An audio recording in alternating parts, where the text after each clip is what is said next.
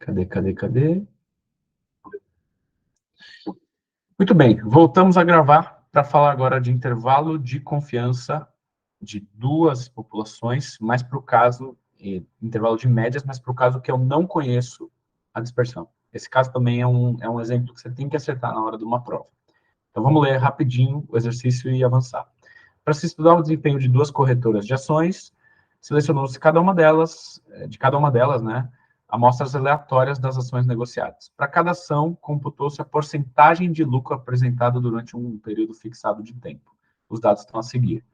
Então, a corretora A, numa determinada ação, pegou 45% de lucro, 60, 54, 62, 55, 38, 48, 64. Pô, beleza, né? Mas isso aqui não existe. Isso aqui, essa porcentagem de lucro, com certeza é só para a questão, né? Mas beleza. Estamos falando entre algo entre 50 e pouco, talvez, já que tem uns 60, tem uns 50. Beleza. Corretora B, 57, 55, 58, 52, 59, 55, 59. Estamos falando de uma média que está ali nos 54, por aí. Supondo que as variâncias sejam iguais para as duas corretoras, supondo que as variâncias sejam iguais, mas ele não falou quem são. Eu não conheço a variância e elas são iguais. Essa é a informação. Pede-se para verificar se elas possuem desempenhos diferentes, com significância de 5% ou com confiança de 95%, né? Se a gente vai construir um intervalo. Como aqui é um exercício de intervalo de confiança, a gente vai construir um intervalo e afirmar isso.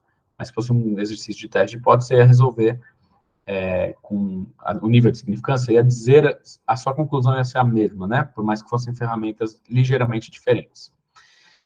Para a corretora A, a gente tem 8 elementos e uma média de 53, com variância amostral de 81. Para a corretora B, a gente tem 7 elementos com média de lucro 56,42, um pouquinho maior, mais um desvio bem menor, né? Uma variância de 6. Variância de 6, o desvio é a raiz disso, então é menor, né? Bem pequeno. Então, a gente tem como se fosse um desvio de 9 aqui, né? Já que é 81, o S quadrado. E aqui a gente tem um desvio que é raiz de 6, que é menor do que 3, né? Assim, a gente tem a diferença de médias de menos 3,17. Ou seja, dá a entender, né, que o B, em média, pelo menos no que veio na amostra, ele é mais, em média, ele é mais lucrativo do que o A. Que a média do B é 56% de lucro e do A é 53%. Aí a gente vai construir um intervalo e ver se o zero está contido ou não. Como é que eu faço isso? Vamos ter um desvio ponderado, e esse desvio ponderado serve para eu trocar a informação do sigma que eu não tinha por informações da amostra. E aí, olha que interessante, né? A gente tem aqui esse número todo aqui, né? Eu consigo fazer nesse caso, ó, alguém tinha perguntado, deixa eu até achar quem que perguntou do X aí, faz um tempinho já, o João Pedro. Pronto, ó, João, esse é exatamente o caso, que você vai pegar cada elemento do A e subtrair pela média, então, a média do A é 53,25. Eu vou estar lá na hora da prova, eu vou fazer com a maior paciência do mundo, 45 menos esse número, eleva ao quadrado, guarda ele. 60 menos esse número, eleva ao quadrado, guarda ele. Vou fazer isso para todos do A e vou somar todo mundo. Vai estar aqui nesse primeiro termo de cima, né? Depois eu vou fazer a mesma coisa para o B e vou dividir por NA mais NB, que nesse caso é 15, menos 2, que dá 13. E aí eu vou ter um desvio ponderado que é raiz de 46,86. Beleza. Aí eu vou aplicar a fórmula do intervalo, né? Eu vou botar o nível de confiança aqui, que no caso era o 95%, então vai ficar 2,5 em cada cauda. E eu vou botar 13 graus de liberdade com o SP aqui dentro, NA, NB, as médias. Aí não tem muito o que fazer, aplicação de fórmula. E a gente percebe nesse exemplo que o intervalo passa pelo zero, contém o zero. Como ele contém o zero, eu não posso dizer que os desempenhos são diferentes. Então, essa é a conclusão. Eu não posso afirmar que a média de A, eu não tenho evidências estatísticas para afirmar que a média do A seja diferente da média do B. É isso que eu vou fazer. Ok, não lembro quem também me perguntou sobre isso. Deixa eu ver quem foi. Não sei se foi o Carlos ou se foi o Bruno e foi o Eduardo. Então, aqui a gente aplicou exatamente isso. Dúvidas? Então, beleza. Vamos seguir. Exercício 8. Olha só, uma pesquisa de intenção de voto para presidente, conduzida em 2 estados brasileiros, revelou os seguintes resultados. Entrevistados para o candidato X, o candidato lá, e aí você vai, quando você olha isso aqui, você já está pensando, olha, favoráveis ao candidato X é o sucesso, entre aspas, esse aqui é o N total. Eu tenho uma proporção no estado A que vota no candidato X, eu tenho uma proporção no estado B que vota no candidato X. Pede-se para determinar o intervalo de confiança, 98%, aqui é só para testar se você sabe mexer na tabela, para a diferença das proporções ali, de intenção de voto no candidato X. Aí, assim, o intervalo já está até bem descrito lá no material, ele é até mais simples do que o da média, então esse aqui eu vou até passar mais rápido, porque ele precisa da proporção favorável no A, proporção favorável no B, do N, e diferentemente da média, você não tem aquela questão de trocar desvio por S, coisa assim. Então, você vai ter uma normal padrão aqui, bonitinho. Saber, usando a tabela, você já consegue ter o número. Então, ó, 42,5 votam no candidato X lá no grupo A, 43,3 votam no candidato B. Assim, a diferença nos grupos é 0,008 menos 0,008. Quer dizer que o B vota mais no candidato X na nossa amostra do que o candidato A. Se eu jogasse de novo essa amostra e retornasse os resultados, eu teria uns valores diferentes. Por isso que, quando eu tenho uma amostra, eu quero inferir o todo, eu vou construir um intervalo, né? Ou vou fazer um teste de hipótese, afirmar, né? Rejeitar alguma coisa assim.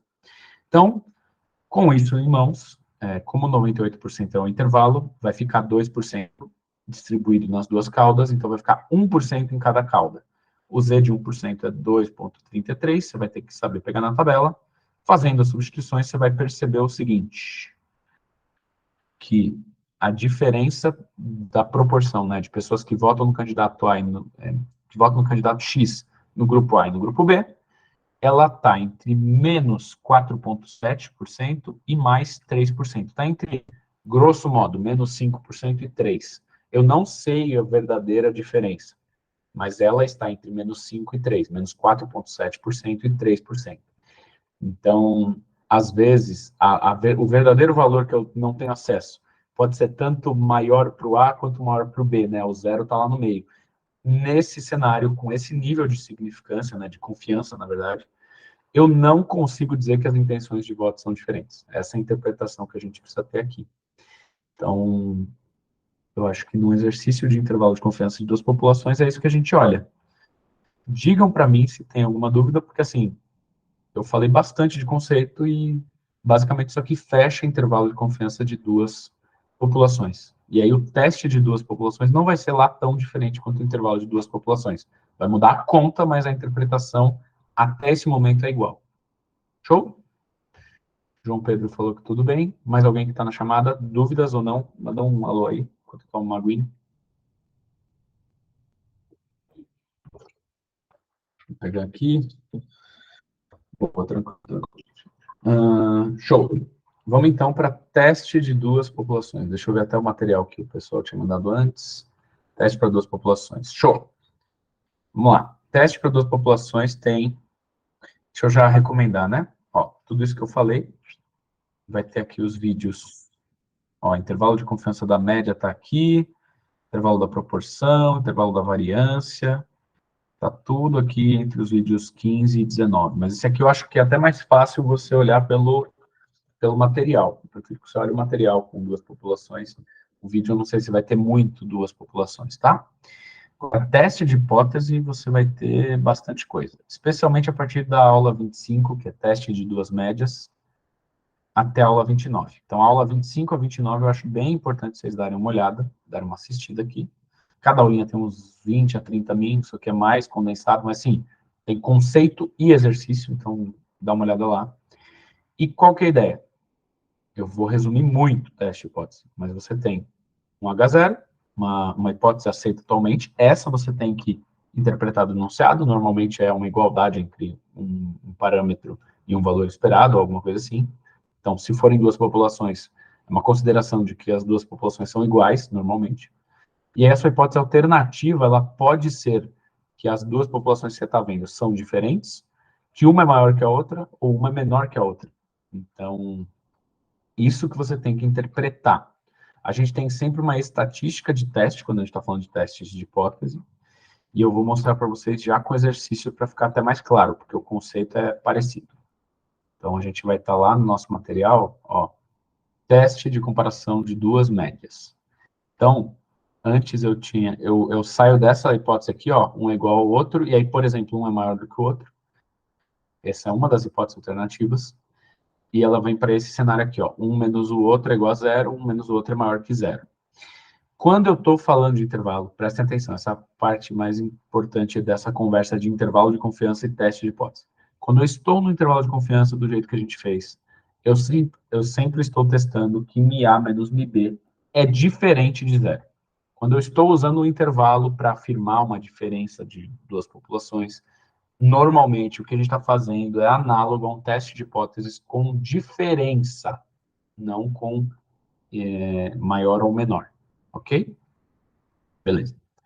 Falado esse adendo aqui, no teste, então, quando eu estiver comparando médias, vou continuar tendo x barra A e x barra B, meu estimador.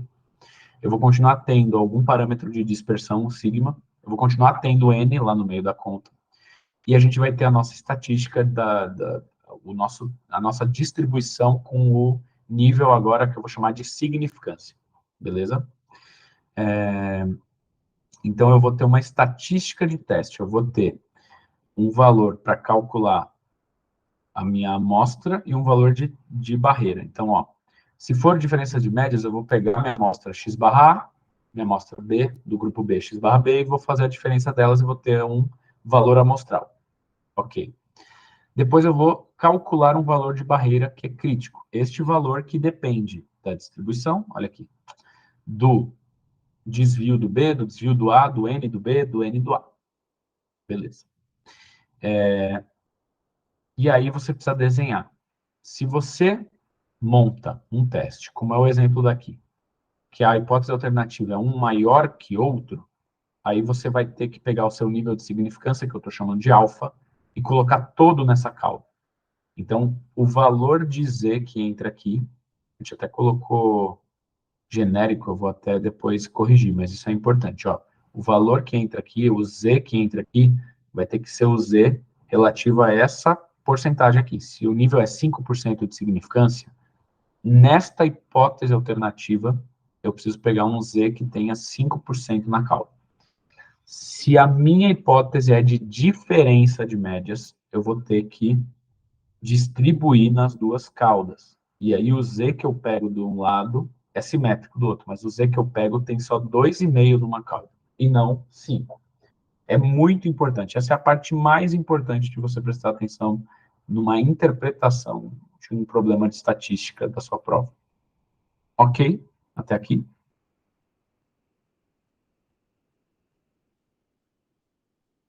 Beleza.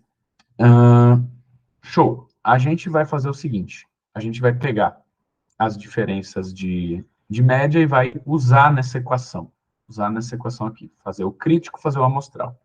Quando eu conheço o sigma A e o sigma B, quando eu conheço os desvios, eu vou ter essa forma de calcular o valor de barreira.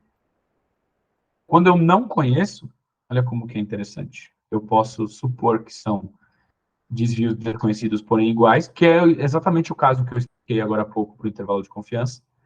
A gente vai ter, e aí foi a dúvida do pessoal, não lembro se foi de quem foi, do XAI, era o Bruno, se não me engano, deixa eu ver, o João Pedro. A dúvida do João Pedro é a mesma. A gente está em teste de hipótese, é um outro tema da sua prova, é uma outra questão, mas é a mesma formulação. O SP, o desvio ponderado, se eu estou nesse caso, eu tenho que pegar aquela soma de cada elemento do grupo A, o XAI, subtrair a média e por aí vai. E aí, o que mudou lá do intervalo de confiança é que agora um valor que eu tenho que usar de barreira, agora eu vou construir uma barreira e não um limite inferior ou superior, ele é dado por esse SP assim, da mesma forma, mas qual que é a questão? muda, a fórmula que você usa para resolver o exercício, mas o que está aqui dentro são os mesmos elementos, sabe? Antes você construiu um limite superior, limite inferior. Agora você está construindo um valor de barreira, o valor crítico, mas ó, é o mesmo T, student, com o NA mais NB menos 2, o nível de significância, tem o desvio ponderado, tem o NA e tem o NB. Então, se você aprendeu, você está aqui até agora, num sábado de manhã, você aprendeu o intervalo de duas populações, você vai conseguir aplicar um teste de duas populações. E isso sim deve ser pelo menos 5, 6 pontos da sua prova. O teste mais o intervalo vai ser bastante questão nos seus 10 testes. Então, precisa se atentar à formulação. Pode cair o pior caso possível, que são desvios desconhecidos e desiguais. Aí, você faz o seguinte, você pega e olha essa formulação aqui, tenta resolver, claro, não tem muito problema, é que é menos provável. Eu vejo bem menos cair ao longo de vários anos, e tem vários anos que eu dou esse fuja, né? E fui monitor e tudo mais. Então, eu passo por ele mais rápido, mas é uma formulação que você tem que ter no formulário do dia da prova. Tem também o caso em que temos médias pareadas. Então, ó, vou só fazer um adendo. Para esses casos que eu falei, diferença de médias com duas populações, conhecendo o desvio e não conhecendo o desvio, façam o exercício 13 da apostila, olhem o vídeo lá do YouTube do teste de duas médias, ó, olhem a aula 25 e a aula 26.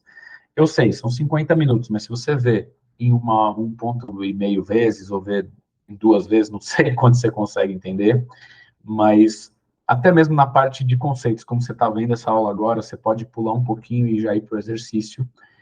Eu acho que já cobre bastante. Os exercícios que a gente faz aqui foram retirados de prova. Então, também, a gente não está fazendo nada muito diferente do que é cobrado atualmente. Então, acho que é importantíssimo olhar o teste de duas médias para os casos conhecido e igual, conhecidos, desconhecidos e iguais, desconhecidos e desiguais. E a gente faz exercício no vídeo. O que eu vou me atentar aqui é a média pareada, que eu acho que é mais importante de falar agora. O que é média pareada? Eu tenho os dois grupos, só que cada elemento de cada grupo está associado com o outro. São, às vezes, as mesmas pessoas fazendo tarefas antes e depois do treinamento. A mesma tarefa, a mesma pessoa. São diferentes salas fazendo as mesmas questões. É o aluno da sala, são dois alunos e cada um está fazendo uma prova, né? Uma mesma prova. É o aluno do grupo, o aluno A fazendo o mesmo exercício do que o aluno B. Eu consigo, a nível de elemento, comparar um a um os resultados. Aí eu vou ter uma média que eu chamo de pareada. Eu posso transformar um problema de duas médias em um problema de uma comparação só. Aí vai ter uma formulação e ela é bem tranquila. Eu prefiro até mostrar no exercício. Deixa eu mostrar para vocês. Acho que é esse daqui. Olha que interessante. Dois candidatos, A e B, foram submetidos ao conjunto de 8 questões, sendo anotados os tempos em que cada um gastou nas soluções dadas em minutos. Aí eu tenho, então, o candidato A, o aluno A, fazendo a questão 1. Ele levou 11 minutos. E o candidato B fez a questão 1 em 5 minutos. É a mesma questão. São dois grupos diferentes. Eu poderia comparar só a média do grupo A com a média do grupo B. Mas eu não estou fazendo isso. Eu estou comparando não só a média, mas dentro de cada elemento eu tenho uma correspondência 1 para 1. Quando você tiver nesse caso, você está num cenário de médias pareadas, tá bom? Isso é a interpretação do enunciado. Se você não fizer médias pareadas num problema que for de médias pareadas, você vai errar a questão, né? Então, não é o que a gente quer que você faça. Então, esse é um exemplo bem típico, que eu tenho para cada elemento um correspondente. Vou pegar o exercício anterior que a gente fez aqui, que não tinha correspondência. Olha, um exercício lá do intervalo de confiança. Vamos ver aqui. Deixa eu subir aqui. Deixa eu voltar. Vamos ver, vamos ver, vamos ver. Cadê, ó? Olha isso aqui. A corretora A teve lucro numa determinada ação dela. A corretora B teve outro lucro, mas este elemento 1 da corretora A não é necessariamente a mesma ação. Não é literalmente o mesmo objeto. E o A performou 45 e o B performou com 57. São só ações aleatórias que a gente falou no exercício. Então, não é um problema pareado. Não é. A questão vai no nível de elemento, quando tiver em médias pareadas. Por isso que estou chamando muita atenção. Isso aqui é importante você ver. Então, ó, é a mesma questão, candidato A e candidato B. O que você vai fazer nesse momento? Você vai fazer a média deles, Não sei se entendi. Se eu considerar não pareados, né? Dados que são pareados dá certo também. Cara, para sua prova não dá certo. Na prática, o que você está fazendo numa análise de verdade é que você está perdendo informação. Você poderia estar tratando um problema pareado, em que você pegaria cada elemento aqui, cada candidato tiraria a diferença nos elementos, e aí você transformou dois grupos em uma variável só para começar a fazer inferência. Você está trocando isso por fazer uma grande média do primeiro grupo com uma grande média do segundo. Você perdeu informação preciosa, que é essa variação interna de cada elemento. Na sua prova vai estar errado, não vai ter, a alternativa que você assinalar vai dar ruim, né? Mas na prática você vai estar menos eficiente do que você poderia. Para a gente, isso é como se fosse errado. Ok? Boa, Eduardo, boa. Aí depende também de como vieram seus dados e tudo mais. Numa questão de exercício, né? Na prática você tenta. Se for pareado na prática, melhor ainda, mas é difícil, né? Então, às vezes pode ser 8 tarefas diferentes e você pegou o tempo que uma pessoa faz elas antes do treinamento e depois do treinamento. Aí você tem a tarefa 1 sendo executada por essa pessoa antes de ter um treinamento e a mesma tarefa 1 sendo executada por essa pessoa depois do treinamento. É como se eu tivesse dividido grupo antes treinamento e pós treinamento. E aí você quer validar se o treinamento foi efetivo.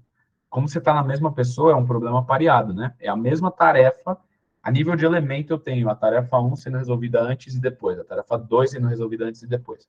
E aí você vai, isso é pareado. Se eu não tivesse esse problema, né? Se eu não tivesse dessa forma, eu pegaria, sei lá, 40 pessoas antes do treinamento, teria nas 8 tarefas um valor médio ali, em cada elemento ali. E aí depois eu peguei outras pessoas, ou eu peguei outras tarefas, eu só estou querendo ver se o tempo médio da execução do serviço está diminuindo. Então, é menos informação. O pareado costuma ser no nível do elemento. Isso que ajuda muito. Beleza, Eduardo? Beleza, valeu.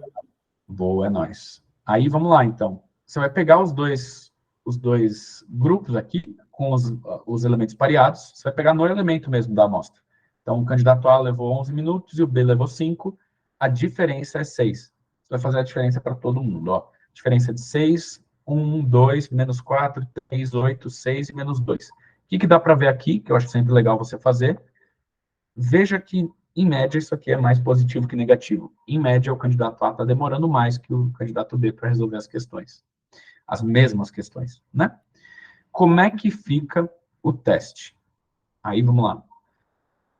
Pedimos, né, podemos, ao nível de significância, concluir que B seja mais rápido que A. O teste, o enunciado está falando que o A e o B fizeram as mesmas questões, e a pergunta é, com 5% de significância, ele quer concluir, quer saber se ele pode concluir, que o B é mais rápido que o A.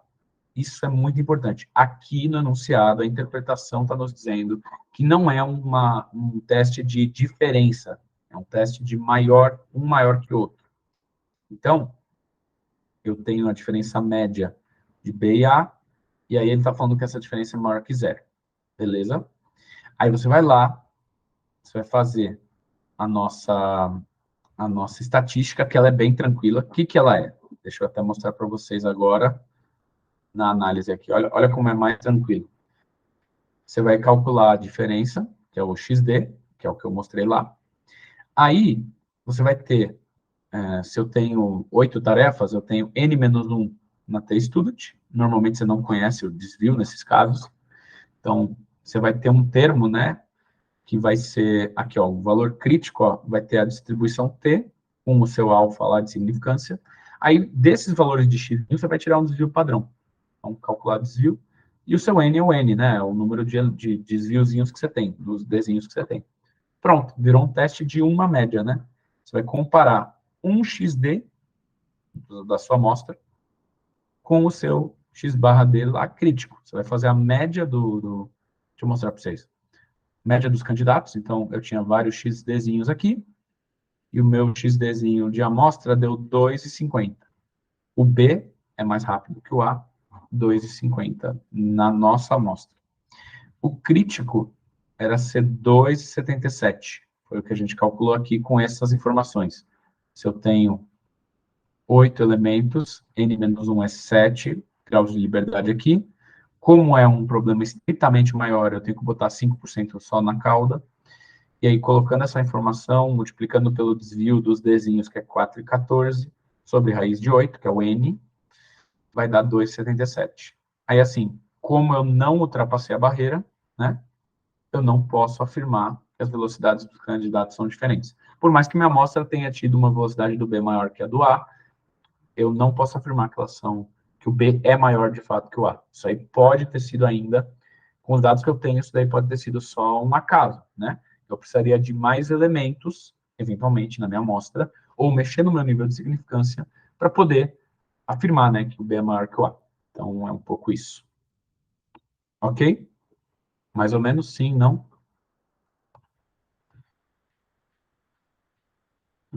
Belezinha. Deixa eu ver aqui, ó. Comparando duas variâncias. Como é que você vai fazer? Vai virar um teste F. Deixa eu fazer uma pergunta para vocês importante nesse momento. A gente... Vocês sabem, ou cai na prova, ou vocês já ouviram sobre p-valor? Essa expressão, valor P ou p-valor? Sabem se vai cair? Possivelmente teria que cair, né? Show. Eu vou explicar o que é p-valor. Deixa eu até já pausar aqui, porque a deixa para a próxima ação para não ficar longa.